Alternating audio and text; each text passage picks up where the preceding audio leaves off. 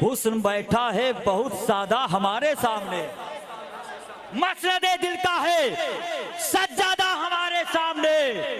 हुस्न बैठा है बहुत सादा हमारे सामने, देखकर सैयद अमीरुल कादरी को ऐसा लगा, देखकर सैयद अमीरुल कादरी को यूं लगा है जहाने फन का शहजादा हमारे सामने। बिला ताखीर दाए इस्लाम मुबल्लिग़ सुन्नियत हजरत अल्लामा हुजूर सैयद शाह अमीरुल कादरी साहब क़िबला मद्दज़िल्लुहुन नूरानी। अस्सलामु अलैकुम व रहमतुल्लाहि व बरकातुहू।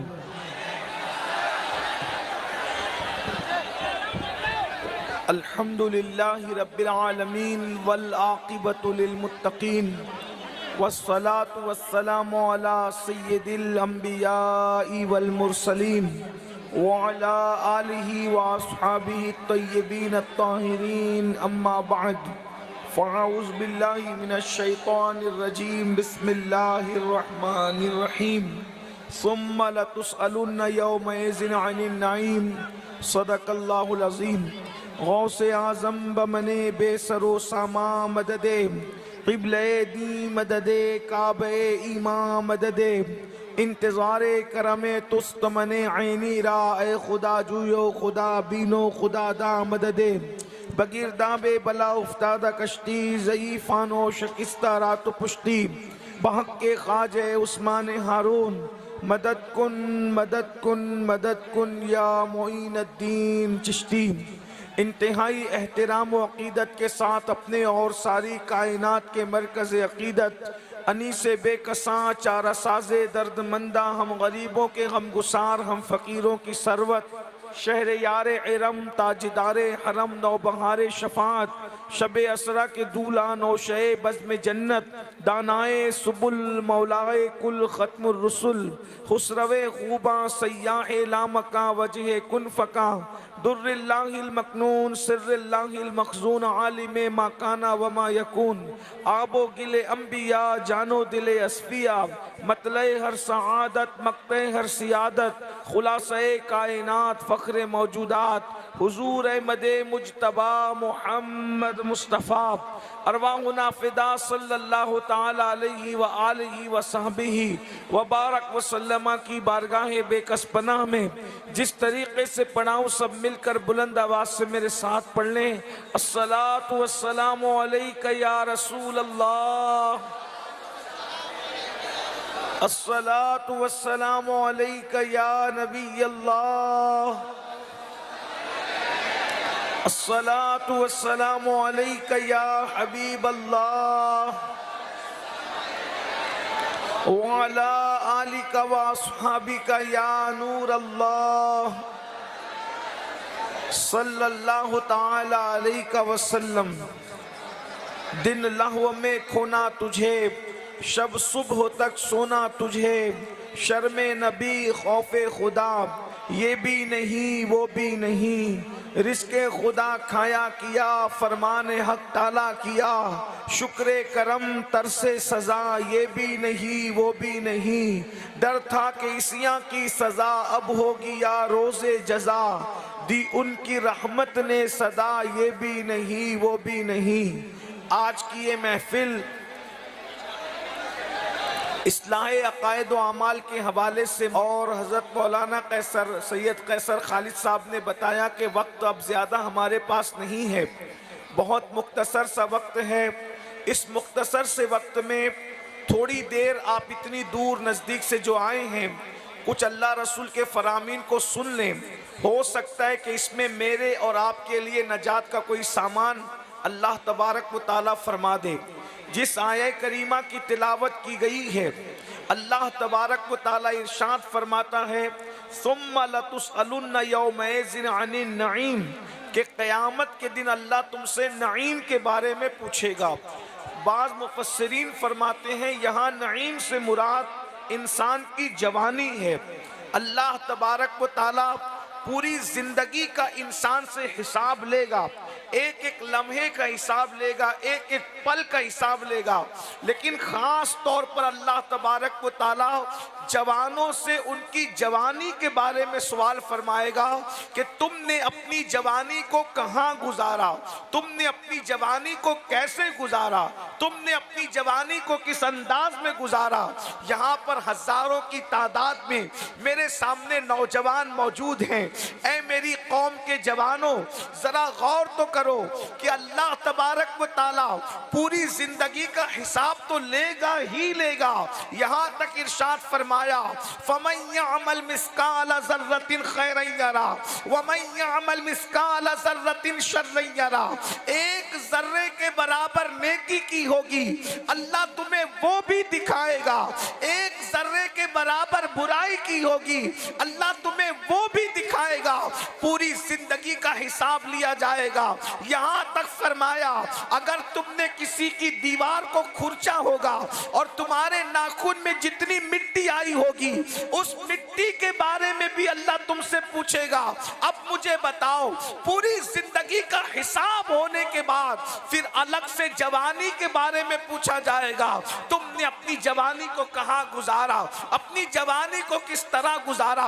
अब मेरे जवानों बताओ, आज मेरी कौम के जवान अपनी रातों को किस तरीके से गुजार रहे हैं, अपने दिन को किस तरीके से गुजार रहे हैं। बोलो, अपनी रातें कहाँ गुजारते हो, अपने दिन कहाँ गुजारते हो, अपनी सुबह कहाँ गुजारते हो, अपनी शाम कहाँ गुजारते हो। ऐ मेरी कौम के जवानों, हमें फख्र है आप पर, अल्लाह अकबर, कि जो जज्बात तुम नारे लगाने में लगा देते हो, अगर वो जज्बात तुम अमल में इस्तेमाल करो तो आज भी दुनिया में इनकलाब आएगा। मेरी कौम के जवानों, अपने वक्त को बर्बाद करने वाले जवानों, गेम खेलने वाले जवानों, मोबाइल का बेजा इस्तेमाल करने वाले जवानों, अल्लाह रब्बुल इज्जत ने जवानी के लम्हात बहुत खूबसूरत दिए हैं। याद रखना, जवानी जाने के लिए आती है, जवानी हमेशा रहती नहीं है। अल्लाह अकबर। यहाँ जवानी की अहमियत पर मुझे एक बात याद आ रही है, जरा गौर से सुनना, तवज्जो से सुनना, थोड़ा सुनने सुनाने का माहौल बनाइए तो बहुत खूबसूरत सी बातें याद आ रही है। एक बड़े मियाँ थे, बड़े बुजुर्ग थे और बुढ़ापे की वजह से उनकी कमर झुक गई थी, तो वो झुके हुए कहीं जा रहे थे। एक नौजवान को मस्ती सूझी और उस जवान ने उस बुजुर्ग का मजाक उड़ाना चाहा और उनको तंज करते हुए कहा, बाबा क्या ढूंढ रहे हो? अगर किसी की कमर झुक जाए तो ऐसा लगता है ना कि जैसे वो कुछ ढूंढ रहा है। अल्लाह अकबर। उस बुजुर्ग का मजाक उड़ाते हुए उस जवान ने कहा, बाबा क्या ढूंढ रहे हो? उस बुजुर्ग ने समझ गए कि ये बच्चा मेरी मजा ले रहा है, ये मेरा मजाक उड़ा रहा है। तो बुजुर्ग ने नाराज होने की बजाय, बुजुर्ग गुस्सा करने की बजाय, उन्होंने बहुत संजीदगी से के साथ कहा, मेरे बेटे, मैं अपनी खोई हुई जवानी तलाश कर रहा हूँ, मैं अपनी खोई हुई जवानी ढूंढ रहा हूँ। मेरे जवानों बताओ, उस बुजुर्ग ने फरमाया, बेटा जब मैं तुम्हारी तरह जवान था तो मैं भी गफलत का शिकार था, मैं भी गफलत में मुब्तला था, अपनी रातों को मैंने भी बर्बाद कर दिया, अपने दिनों को बर्बाद कर दिया। अब जबकि मेरी जवानी चली गई है, मैं अपनी जवानी को ढूंढ रहा हूँ, अपनी जवानी को तलाश कर रहा हूँ। ऐ मेरी कौम के जवानों, तुम वही हो जिन्होंने उंदुलूस के साहिल पे कश्तियां जलाई थी। ऐ मेरी कौम के जवानों, तुम वही हो जिन्होंने यूरोप के कलीसाओं में अजानें दी थी। तुम वही हो, तुमने बहरे ज़ुल्मात में घोड़े दौड़ाए थे। इकबाल जैसे मुफक्किर को तुम्हारी असमत के आगे ये बात कहनी पड़ी, दी अज़ाने कभी यूरोप के कलीसाओं में, दी अज़ाने कभी यूरोप के कलीसाओं में और अफ्रीका के तपते हुए सहराओं में। दश्त तो दश्त है, दरिया बिना छोड़े हमने, बहरे ज़ुल्मात में दौड़ा दिए घोड़े हमने। तुम वो हो मेरी कौम के जवानों, तुम चाहो तो इनकलाब पैदा कर सकते हो, तुम चाहो तो हालात का धारा बदल सकते हो, मगर याद रखना असल में लोगों को खतरा है तो मुस्लिम जवानों के टैलेंट से खतरा है, उनकी सलाहियतों से खतरा है। इसलिए दुनिया हमारे जवानों को वक्त की बर्बादी में लगा चुकी है, दुनिया हमारे जवानों को नशे में मुब्तला कर चुकी है, दुनिया हमारे जवानों को अय्याशियों में मुब्तला कर चुकी है। बस अपने जवानों से, चूंकि वक्त तो बहुत ज्यादा हुआ, मैं बहुत देर से पहुंचा, ट्रैफिक में फंस गया, बल्कि इतनी ताखीर हुई कि अमामा बांधने का भी लोगों ने मौका नहीं दिया। मैं ऐसे ही जैसे लिबास में था सफर के वैसे ही चला आया। थोड़ी देर बस दिल के दर्द के तौर पर यह पैगाम देना चाहता हूं, दिल्ली की सरजमीन पर रहने वालों, ऐ मेरी कौम के जवानों, अगर तुम चाहो तो इनकलाब आ सकता है, मगर इनकलाब कैसे आएगा? अगर तुम शराब के अड्डों को आबाद करोगे तो ये कौम कभी फला नहीं पा सकती। अगर तुम ज़िना के अड्डों पर जाओगे, तुम लड़कियों से नाजायज और हराम मोहब्बतें करोगे तो कभी तुम्हें कामयाबी नहीं मिल सकती। तुम मस्जिदों को वीरान करोगे तो कभी तुम्हें कामयाबी नहीं मिल सकती। तुम अनपढ़ और जाहिल रहोगे तो तुम्हें कभी कामयाबी नहीं मिल सकती। तुम नौजवान हो, जवान किसी कौम का मुस्तकबिल होता है, जवान किसी कौम का सरमाया होता है। जिस कौम का जवान संवर जाता है उस कौम की तारीख सुनहरी हुर्फों से लिखी जाती है। जिस कौम का जवान बिगड़ जाता है उस कौम को सफाई हस्ती से मिटा दिया जाता है। आज दुनिया हमारे जवानों को बिगाड़ने की कोशिश कर रही है। ऐ मेरी कौम के जवानों, अपनी जिम्मेदारी का एहसास करो। तुम मोबाइल पर गेम खेलने के लिए नहीं हो, तुम आवारा गर्दी करने के लिए नहीं हो, तुम नशा करने के लिए नहीं हो, तुम अय्याशी करने के लिए नहीं हो, बल्कि अल्लाह रब्बुल इज्जत ने जो जवानी की जिंदगी दी है, अल्लाह को जवान भी पसंद है और जवानी की इबादत भी पसंद है। अल्लाह रब्बुल इज्जत जवान जो इबादत करते हैं, जो जवान इबादत करते हैं, अल्लाह रब्बुल इज्जत जवानों को बूढ़ों पर ऐसी फजीलत अता करता है जैसे अल्लाह ने रसूलों को मखलूक पर फजीलत अता की है। याद रखना, जवानी बहुत कीमती चीज है, इसको लड़कियों में बर्बाद मत करो, इसको नशे में बर्बाद मत करो, इसको गेम में बर्बाद मत करो। बल्कि चूंकि सुनने सुनाने का माहौल बहुत कम है, मैं अपनी बातों को समेटते हुए अर्ज करता हूं। 3 चीजों पे आपको मेहनत करना है मेरे जवानों, 3 चीजों पे मेहनत करो। नंबर 1, हमें दीनदार बनना है। दीनदार बनो, गुनाह मत करो। जहां गुनाह है वहां फना है, गुनाह जहां आता है वहां बर्बादी होती है। गुनाह इंसान को बर्बाद कर देता है, गुनाह इंसान को तबाह कर देता है। और याद रखना, अगर अपनी जवानी को बर्बादी से बचाना है तो गुनाहों से बचो। याद रखना, ये जो ज़िना और शराब है ये इतनी बदतरीन चीज है, इंसान को जो है ये जवानी में ही बर्बाद और हलाक कर देता है। तुम्हें पता है, नशा इंसान को इंस्टॉलमेंट पर तबाह करता है, नशा इंसान को उसके फेफड़ों को बर्बाद कर देता है, नशा बीमारियां लाता है। नशे से बचो। ये जो गुटखा खाते हो, गुटके से तौबा कर लो। सिगरेट पीते हो, उससे तौबा कर लो। इसी तरीके से अल्लाह ना करे अगर कोई नशा करता है, नशे से तौबा कर लो। नशे का नुकसान क्या है? अल्लाह के सच्चे रसूल सादिक व मज़दूक मुस्तफ़ा जान रहमत सल्लल्लाहु अलैहि वसल्लम ने फरमाया कि नशा करने वाले जब अपनी कब्रों से उठेंगे, या तो उनके चेहरे सूअर की तरह होंगे या तो उनके चेहरे बंदर की तरह होंगे। मेरी कौम के जवानों, तुम्हें अपने नबी की बात पर भरोसा है कि नहीं है? अल्लाह के सच्चे रसूल ने फरमाया, नशा करने वाले जब अपनी कब्रों से उठेंगे, या तो उनके चेहरे सूअर की तरह होंगे या तो बंदर की तरह होंगे। मुझे बताओ, अगर चेहरे पे फुंसी निकल आए तो हमें शर्मिंदगी का एहसास होता है, हम शर्माते हैं। चेहरे की फुंसी लेकर हम शादियों में नहीं जाते, चेहरे की फुंसी लेकर हम जनाजों में नहीं जाते, चेहरे की फुंसी लेकर स्कूल कॉलेज में नहीं जाते। मुझे बताओ, जब नशा करने की वजह से मुंह सूअर और बंदर की तरह होगा तो अल्लाह की अदालत में क्या मुंह लेकर के जाओगे, रब की अदालत में क्या मुंह लेकर के जाओगे। इसलिए याद रखना, नशे से बाहर आओ। मैं जानता हूं हमारे समाज में नशा साजिश के तौर पर फैलाया जा रहा है, इसलिए ताकि मुस्लिम नौजवान आगे ना बढ़ सके, मगर तुम्हें होश के नाखून लेना होगा। ये जो जवान सोचते हैं कि हम नशा कैसे छोड़े, नहीं छूटता। याद रखना, तुम छोड़ना चाहो, जब इंसान माँ का दूध छोड़ सकता है तो नशा क्यों नहीं छोड़ सकता। अल्लाह अकबर। दुनिया में सबसे ताकतवर चीज माँ का दूध है।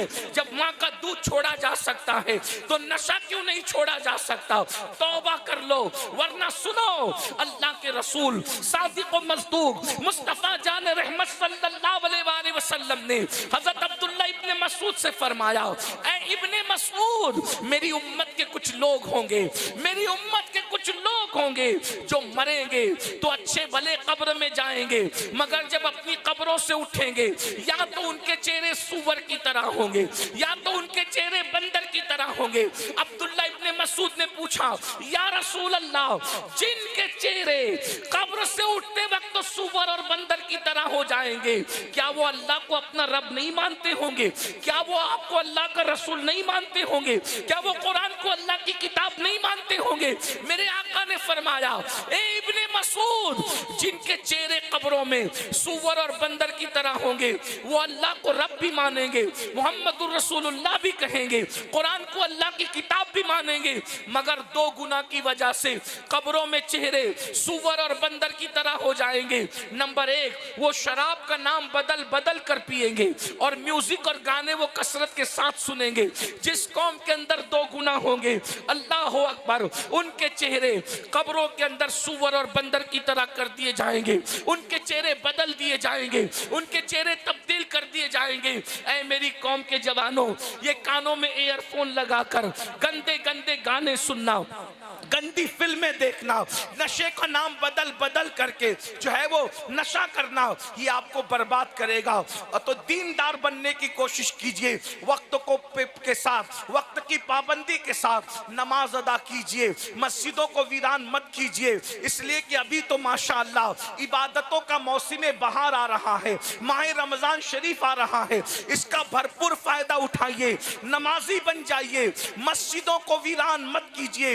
इसलिए कि सुन लो, हमारे बुजुर्गों ने फरमाया, जब भी किसी बस्ती के लोग नमाज नहीं पढ़ते तो रात की तारीकी में मस्जिदें अल्लाह की बारगाह में अर्ज करती है, ए अल्लाह, जिसने मुझे वीरान कर दिया तू उनके घरों को वीरान कर दे। अब मैं तुमसे पूछना चाहता हूं, जिस कौम के लिए मस्जिद बद्दुआ कर रही हो, क्या वो कौम इज्जत के साथ जी सकती है? जिस कौम के लिए मस्जिद बद्दुआ कर रही हो, वो कौम सुकून का सांस ले सकती है? खुदा के घर को वीरान करने वालों, अगर तुम अल्लाह के घर को वीरान करोगे, कहीं तुम्हारे घर वीरान ना हो जाए। अगर अपने घरों की आबादी चाहते हो, बुजुर्गों ने फरमाया, जब मस्जिद को लोग आबाद करते हैं, मस्जिद में पाबंदी से नमाज पढ़ते हैं, तो रात की तारीकी में मस्जिदें दुआएं करती है, ए अल्लाह, जिसने मुझे आबाद कर दिया उनके घरों को आबाद कर दे, वो आबाद कर दे। मस्जिद की दुआओं से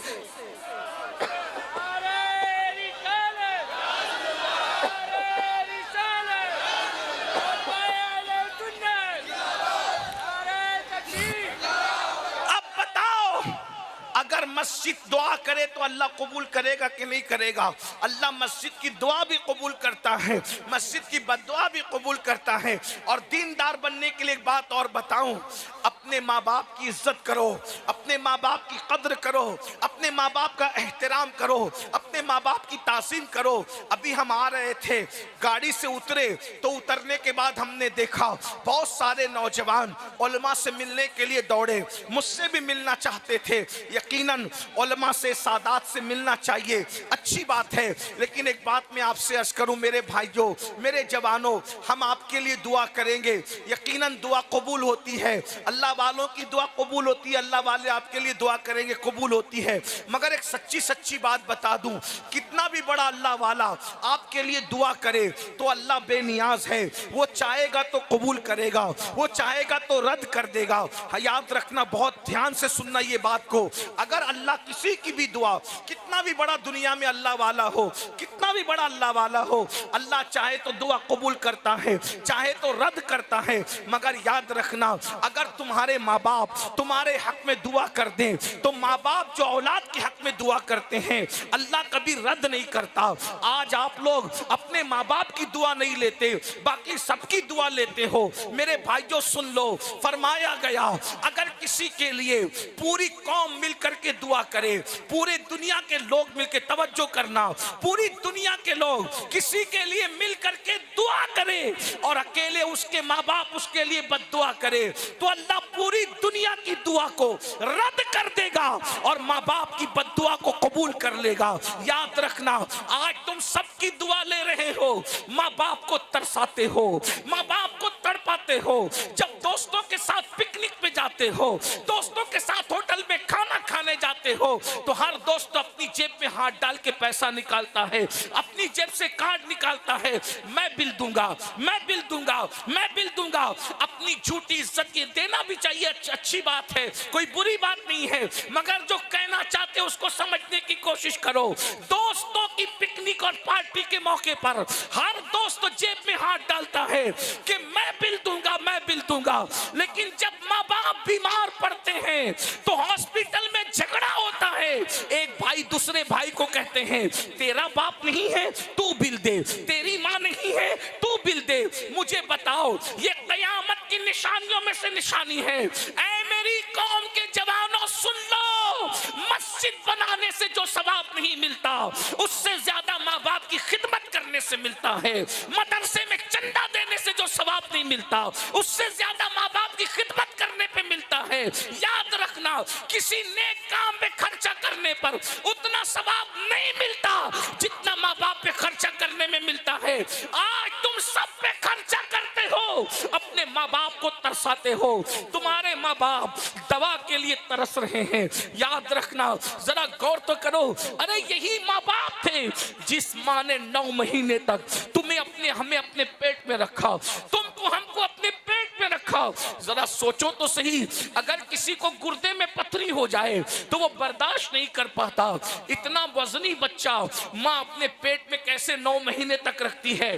भूल गए माँ का एहसान। अल्लाह अकबर। आज दौलत की रेल पेल है, आज से 20-30 साल पहले इतनी दौलत कहीं नहीं थी। तो पता है, माँ बाप गीले में सोते थे, हम बिस्तर पे पेशाब कर देते थे, हमारे पेशाब पर माँ बाप सोते थे, हमें अपने सीने पे सुलाते थे। एक बाप अपना पूरा शबाब कुर्बान कर देता है अपने बच्चों को जवान करने के लिए। बाप न सर्दी देखता है, न गर्मी देखता है, न बारिश देखता है, न आंधी देखता है, न तूफान देखता है। अपने माँ बाप से गद्दारी करने वालों सुन लो, हम जो जवान हुए हैं ना, इसमें माँ बाप की सबसे बड़ी कुर्बानी है। अल्लाह अकबर। जिन माँ बाप ने जवान किया, आज जवान करने के बाद तुम अपने माँ बाप को भूल गए। अगर किसी लड़की से तुम्हारे नाजायज ताल्लुकात है, घंटों तुम उससे बात करते हो और माँ बाप की खैरियत तक नहीं पूछते। एक माँ इंतजार करती है, मेरा बेटा घर आएगा, मेरी खैरियत पूछेगा। एक बाप इंतजार करता है, मेरा बेटा घर आएगा, मेरी खैरियत पूछेगा। आज हम अपने माँ बाप की खैरियत तक नहीं पूछते। नादानो सुनो, किसी खूबसूरत से खूबसूरत इंसान को देखने पर जो सवाब नहीं मिलता, उससे ज्यादा सवाब ये माँ बाप के झुर्री पड़े हुए भोले भाले चेहरों को देखने से मिलता है।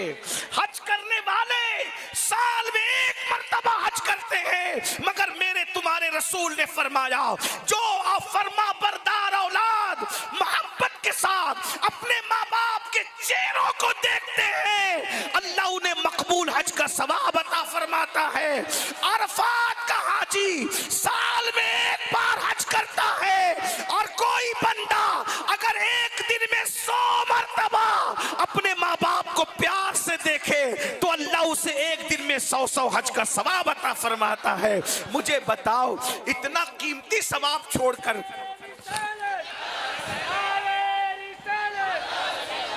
इतना कीमती सवाब छोड़ करके आप कहां भटक रहे हो? मेरे भाइयों, अपने माँ बाप के कदमों को पकड़ो, उनकी ताजीम करो, उनका एहतराम करो, उनकी खिदमत करो। एक हदीस पाक सुन लो, बड़े से बड़ा डॉक्टर, जाओ तुम्हारे दिल्ली के अंदर जो है बहुत बड़े बड़े हॉस्पिटल है, मालूम कर लो, बड़े से बड़ा डॉक्टर किसी की उम्र नहीं बढ़ा सकता, नहीं बढ़ा सकता। कोई डॉक्टर किसी की उम्र नहीं बढ़ा सकता। लेकिन मेरे भाइयों और मेरी बहनें और बच्चियां भी हैं, उनसे भी तवज्जो चाहता हूं। लेकिन अल्लाह के रसूल फरमाते, सुनो, गौर से सुनो, उम्र बढ़ाने का नुस्खा कोई नहीं बताएगा आपको, रसूलुल्लाह ने बताया है, मेरे नबी ने बताया है, मेरे आका ने बताया है। अल्लाह के सच्चे रसूल सादिक व मज़दूक मुस्तफ़ा जान रहमत फरमाते हैं, किसी की उम्र सिर्फ 3 दिन बचती है। कितने दिन बचती है? 3 दिन। 3 दिन किसी की उम्र बचती है और वो माँ बाप की खिदमत करके दुआ लेता है, उसकी उम्र सिर्फ 3 दिन बचती है।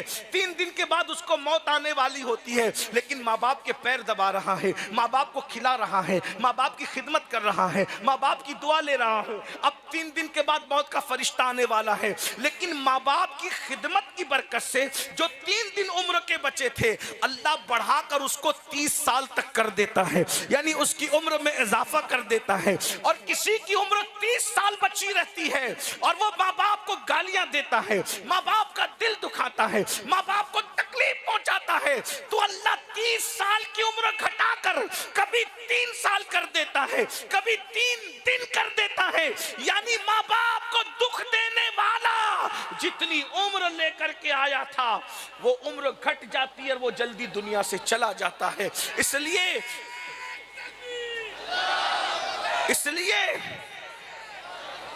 अगर लंबी उम्र चाहते हो, टाइम कम है, बल्कि टाइम तो खत्म भी हो चुका है। मैं एक बात, मुझे आ गई बात याद, सुन रहे हैं, अब आपने सुनने का माहौल बनाया है तो मुझे बहुत खूबसूरत बात याद आ गई, मुझे बहुत पसंद है जो बात वो अर्ज कर रहा हूं। अल्लाह अकबर, माँ बाप की बात आई है तो मुझे अपने नबी की अम्मी जान याद आ गई, हमारे आका की अम्मी जान याद आ गई। अल्लाह अकबर, कायनात में नबी की अम्मी से बड़ी माँ होने के एतबार से दुनिया में कोई नहीं है। नबी की माँ कितनी अजीम माँ है। अल्लाह अकबर, मेरे भाइयों सोचो तो सही, किसी का बेटा सिद्दीक अकबर है, किसी का बेटा अली मुर्तजा है, किसी का बेटा सहाबी है, किसी का बेटा मूसा है, किसी का बेटा ईसा है, लेकिन मैं हज़रत सरकार आमिना का शहजादा अल्लाह का महबूब है, महबूब खुदा है। कितनी बड़ी माँ है वो, कितनी अजीम माँ है वो। आप जानते हैं मेरे भाइयों, अल्लाह अकबर, बस आखिरी बात अर्ज कर रहा हूँ, मैं समझ रहा हूँ टाइम खत्म हो गया है, मैं आखिरी बात के तौर पे ये बात अर्ज कर रहा हूँ, बात पूरी कर लूंगा, फिर अल्लाह ने चाहा, अल्लाह कभी हमें आपको मिलाएगा तो हम इंशाअल्लाह ताला बातें करेंगे, क्योंकि मुझे भी एयरपोर्ट पहुंचना है और वापस फिर सफर करना है। जरा ध्यान से सुनिए, आखिरी बात कह रहा हूँ।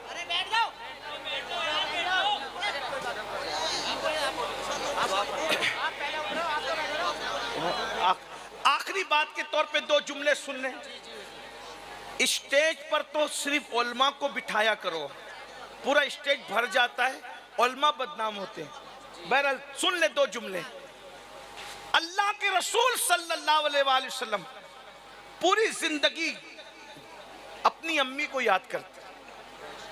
हज को बाद में गए, हज को बाद में गए, पहले माँ के मजार पे गए। हज को जाने से पहले माँ के मजार पे गए। आप सोचिए, जिस रसूल के मजार की जियारत के लिए कयामत तक फरिश्ते और सारी दुनिया आती रहेगी, वो रसूल जिसके मजार पे जा रहे हैं वो रसूल की अम्मी का मजार है। तुम जीते जी अपने माँ बाप के गद्दार हो गए, जीते जी अपने माँ बाप की खैरियत तक नहीं पूछते, दोस्तों के साथ पूरी पूरी रात बैठते हो। मैं मना नहीं करता, लेकिन अपने माँ बाप के साथ कभी 10 मिनट भी बैठे हो? अपने माँ बाप के साथ भी कभी प्यार की बात किए हो? किस किस को कहते हो कि मैं तुमसे प्यार करता हूं? कभी माँ बाप का माथा चूम के भी कहो ना कि मैं तुमसे प्यार करता हूं। उनका माँ बाप की दुआ वहां ले जाती है जहां किसी की दुआ नहीं ले जा सकती। माँ बाप की दुआ बड़ी ऑथेंटिक है, बड़ी सनद याफ्ता है, बड़ी मुस्तनद है। तो अल्लाह के रसूल अलैहि सलाम एक मर्तबा मस्जिद नबवी में बैठकर चुपके चुपके रो रहे हैं। मैं अपने जवानों से कहता हूं, आज बूढ़े माँ बाप तुम्हें बोझ लगते हैं, आज बूढ़े माँ बाप तुमको सदमा लगते हैं, आज बूढ़े माँ बाप तुम्हें घर का कचरा लगते हैं। जिस दिन ये माँ बाप चले जाएंगे दुनिया से, उस दिन तुम उनकी जियारत को तरसोगे, तुम्हें इनका प्यार याद आएगा, तुम्हें इनकी मोहब्बत आएगी, याद आएगी। लेकिन उस दिन तुम्हें सिवाय पछताने के कुछ नहीं चलेगा। याद रखना मेरे भाइयों, उनके दिलों से जाके पूछो जिनके माँ बाप दुनिया में नहीं है। कद्र कर लो अपने माँ बाप की, दुआएं ले लो अपने माँ बाप से, इज्जत कर लो अपने माँ बाप की। इनके कदमों में जन्नत है, जन्नत मेरे भाई। अल्लाह अकबर। जब रसूलुल्लाह को माँ बाप याद आए तो हमें क्यों माँ बाप याद नहीं आएंगे? तो रसूलुल्लाह सल्लल्लाहु अलैहि वसल्लम मस्जिद नबी में बैठ कर के चुपके रो रहे हैं। ऐसे में सहाबे किराम ने देखा अल्लाह के रसूल रो रहे हैं, तो सहाबे किराम हुजूर के पास आए और आकर के हुजूर को देखकर वो भी रोने लगे और पूछे, या रसूल अल्लाह, हमारे माँ बाप आप पे कुर्बान, हुजूर आप क्यों रो रहे हैं, रोने की वजह क्या है? तो मेरे आका फरमाते हैं, मेरे सहाबा, आज मुझे मेरी अम्मी याद आ गई, मेरी अम्मी सरकार आमिना की याद आ गई। जब सरकार आमिना का जिक्र आया तो सब सहाबा रो पड़े, हुजूर भी रो पड़े, पूरी महफिल रोने लगी। कितनी अजीब है वो माँ जिसको याद करके अल्लाह के रसूल रोते हैं। जब रोते रोते इफाका हुआ तो उस वक्त मेरे आका ने सहाबा से कहा, काश आज मेरी अम्मी हयात होती तो कितना अच्छा होता। सहाबा ने कहा, हुजूर क्या होता? आका फरमाते हैं, मैं तुम्हें नमाज पढ़ा रहा होता और ऐसे में मेरी माँ को मेरी जरूरत पेश आती। मेरी माँ हालत नमाज में मुझसे कहती, ऐ मोहम्मद इधर आओ मेरे बेटे, तो मैं नमाज तोड़ देता, नमाज छोड़ देता और लब्बैक कहते हुए अपनी माँ की खिदमत में पहुंच जाता। ये माँ का मर्तबा है मेरे भाइयों, ये कद्र जानो। ये वक्त खत्म हुआ है, फिर कभी इंशाअल्लाह हम आपसे बातें करेंगे। अल्लाह आपकी हमारी मोहब्बतों को सलामत रखे। अस्सलामु अलैकुम व रहमतुल्लाहि व बरकातुहू। दुआ कर लें, दुआ का वक्त है, दुआ कर लें। अल्हम्दुलिल्लाह, मैं दुआ करता हूँ आप सब आमीन कहें। अल्हम्दुलिल्लाह।